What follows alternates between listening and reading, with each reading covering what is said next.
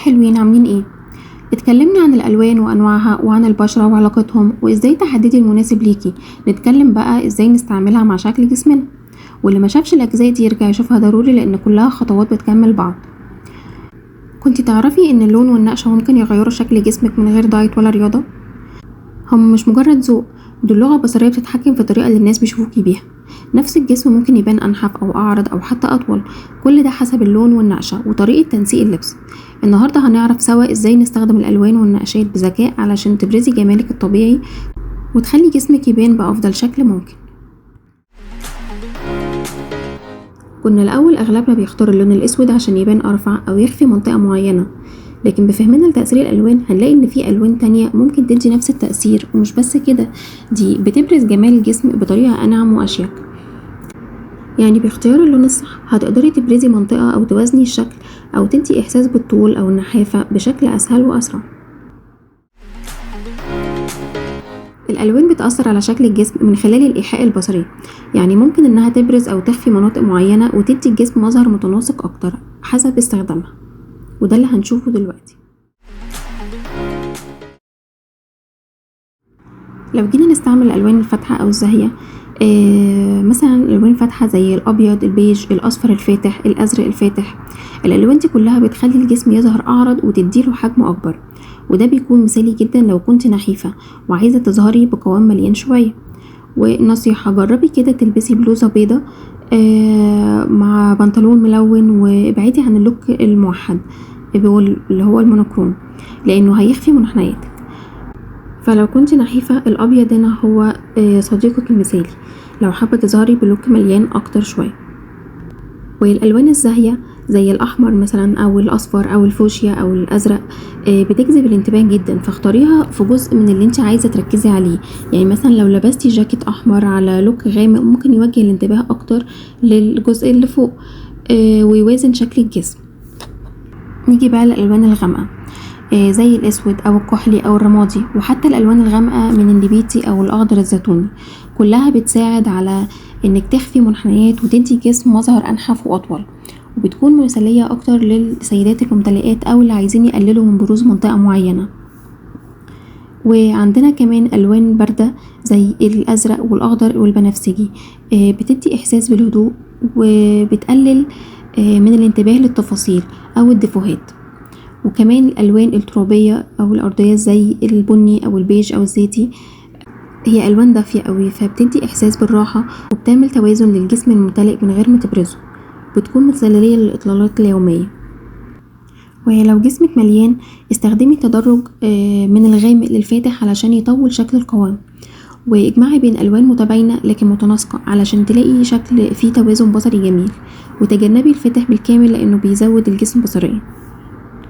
كمان الألوان ليها تأثير على حالتنا النفسية، فألوان زي الأخضر والأزرق بيهدوا الأعصاب ويقللوا التوتر، أما الأحمر والأورنج فبينشطوا الطاقة ويزودوا الحيوية. وفي ناس بتستخدم الألوان في العلاج بالطاقة، وده موضوع هنتكلم عنه في فيديو تاني قريب جدا إن شاء الله. ودي شوية نصايح سريعة لاختيار الألوان حسب شكل الجسم، ولو عايزين تعرفوا أكتر تقدروا ترجعوا لبداية سلسلة الستايلينج، وهتلاقوا فيها توضيح لكل جسم بشكل منفصل وبكل تفاصيله. نيجي بقى لاختيار النقشات، الطبعات أو الرسومات على الملابس، بيكون ليه تأثير كبير على شكل الجسم النحيف أو الممتلئ.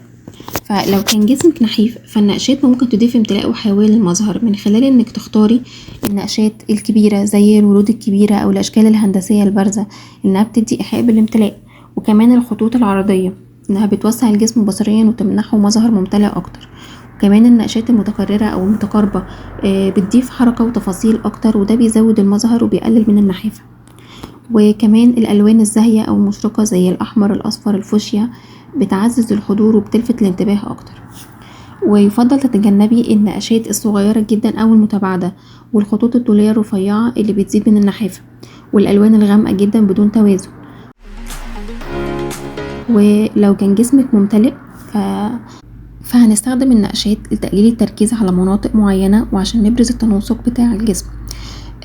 فتختاري النقشات الصغيرة المتباعدة لانها مش بتضخم الجسم وبتديله مظهر ناعم. وكمان الخطوط الطولية لانها بتدي طول للجسم بصريا وبتقلل العرض. وكمان النقشات الموزعة بشكل ذكي زي وجود نقشات في الاطراف او الاكمام وبس. كمان الالوان الغامقة والمتوسطة بتدي مظهر اكتر نحافة زي ما قلنا قبل كده في الالوان. ويفضل تتجنبي النقشات الكبيرة جدا او الكثيفة في منطقة البطن او الورك، والخطوط العرضية او العريضة. كمان النقشات المتكدسة او متشابكة لانها بتبرز الحجم اكتر. وشوية نصايح اضافية. التوازن مهم جدا، لو اخترتي قطعة بالنقشة قوية فخلي القطعة التانية تكون بسيطة. كمان القصة بتلعب دور، النقشة لوحدها مش كفاية، اتأكدي ان قصة الملابس بتناسب شكل جسمك بشكل كويس. النسيج كمان او خامة القماش بتأثر، فالأقمشة الخفيفة بتبين النقشات بشكل افضل للجسم النحيف، اما التقيلة فبتناسب الجسم الممتلئ اكتر. نيجي بقى للخلاصة وهي قاعدة التوازن البصري. استخدمي الالوان والنقشات لتوجيه العين، يعني لو عايزة تبرزي منطقة اختاري لها لون زاهي او نقش كبير، ولو عايزة تخفي منطقة استخدمي لون غامق ونقشة صغيرة او تكون سادة. وحافظي على التوازن بين الاعلى والاسفل لانه هيدي مظهر متناغم وانيق اكتر. كمان عندنا الالوان المتباينة، بنستخدمها علشان نقسم الجسم بصريا، زي انك تلبسي لون فاتح من فوق وغامق من تحت. وفي كمان قاعدة الالوان الثلاثة، ما تدمجيش اكتر من 3 الوان في اللوك الواحد علشان تتجنبي الفوضى. كمان قواعد اختيار النقشات لخصتها لكم في جدول صغير زي الالوان. فالنقشات الكبيرة هنستعملها عشان نكبر منطقة ونلفت النظر ليها، والنقشات الصغيرة بنقلل حجم المنطقة وبتدي مظهر ناعم، والخطوط الطولية بتطول الجسم بصريا وبتديله مظهر انحف. وكمان الخطوط العرضية بتزود من عرض الجسم وبتبرز المنطقة اكتر. والنقشات المركزة لو كانت النقشة في منطقة محددة زي الكتف او الصدر فهي بتجذب الانتباه ليها اكتر. يبقى القاعدة الأساسية لاختيار النقشات والألوان هي استخدام الألوان والنقشات لتوجيه الانتباه وإبراز أو إخفاء المناطق حسب رغبتك بغض النظر عن شكل الجسم. وفي النهاية افتكري دايما ان الألوان مش مجرد اختيار عشوائي، دي لغة بصرية بتقدري تستخدميها بذكاء علشان تظهري جمالك بطريقتك الخاصة. جربي والعبي بالألوان وشوفي ايه اللي بيوازن شكل جسمك وبيخليه يلمع من غير ما تخفيه، لأن الأناقة الحقيقية وفهمنا للستايلينج مش في اننا نخبي، لكن في اننا نعرف نبرز كل ميزة عندنا بثقة.